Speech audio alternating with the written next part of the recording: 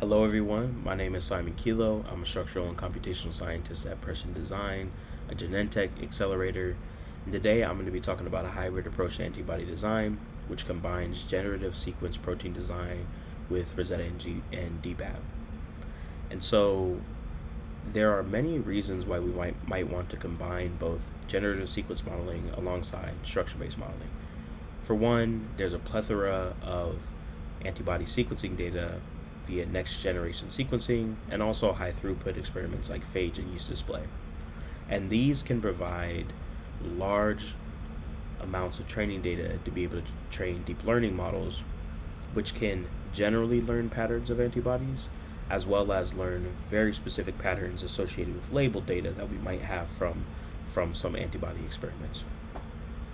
And the structure-based piece, structure-based design can help screen for properties like affinity, if we have a co-crystal structure, stability, and also be able to screen if certain sequences are structurally relevant.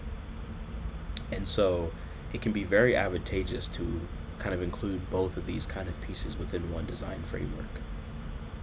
So for an example, I have a flow chart up here of what this might look like. So we have our input antibody antigen complex. We extract the sequence of the antibody. We put it through the deep manifold sampler, which I won't go into detail here, but it is described in other presentations and publications. And from this deep manifold sampler, which can be conditioned on things like an affinity oracle or a function prediction oracle, we get a set of sequence proposals. And currently there are kind of two protocols. One is this restricted sampling, where we can use the fast design protocol in Rosetta to do fixed length design from these sequence proposals. And another one is a framework that I'll talk about where we use DeepAb to predict the structures of the designs, screen these using the RABD CDR grafting framework, and then filter designs based on predicted delta G and total score. Kind of as a separate route as well, this can be a data augmentation exercise where we take our designed sequences, we predict them using DeepAb, and we use the highly confident CDR templates to populate the Rosetta antibody database, which can then fuel future antibody structure-based design projects. And so going into detail, protocol 1 is fixed length variant sampling using manifold sampler proposal distribution. So here we have an example of the CDRL1 of Herceptin, and we have a range of different proposed amino acids at every single position here, where the manifold sampler may propose 3, 4, 2, 1, or even 0 changes to this region of the protein.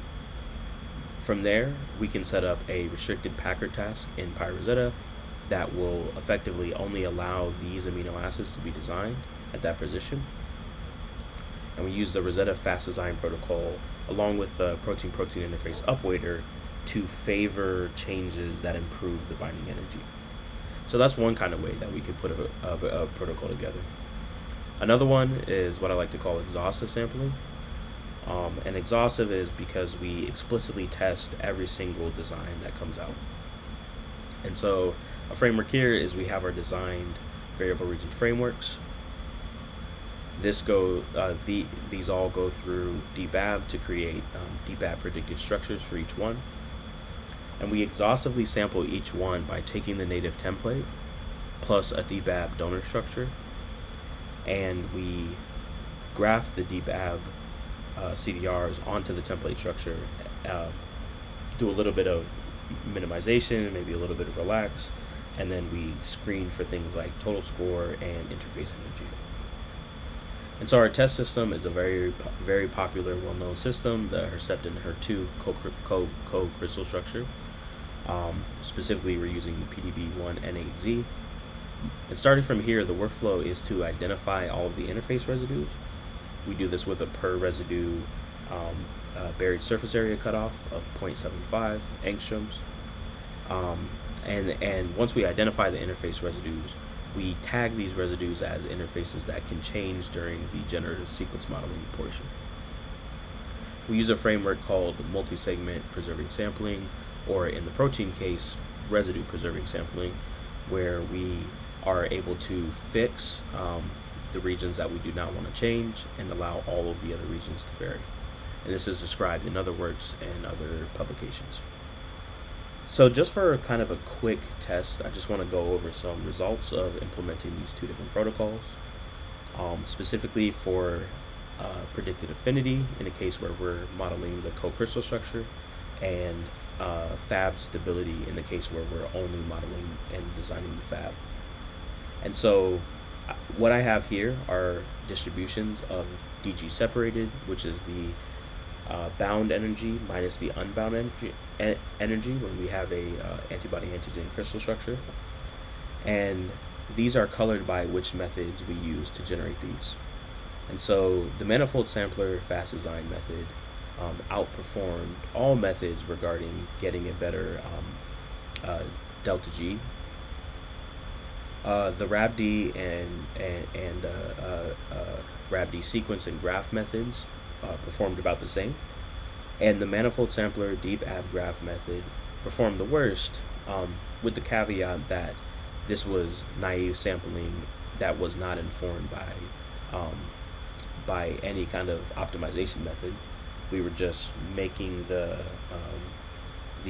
hybrid designs and then screening, rather than going through optimization cycles with all of the other methods as well. But looking at total score, there's kind of an interesting pattern where the manifold sampler DeepAb grafting results seem to perform the best, and have a large degree of separation between both the manifold sampler fast design and the RABD graph-based methods as well.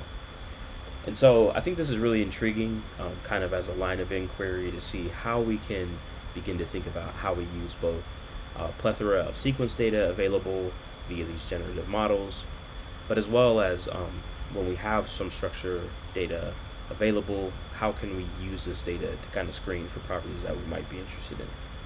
So thanks for attending my poster. I look forward to having any questions or comments, and please find me and enjoy your time at the conference. Take care.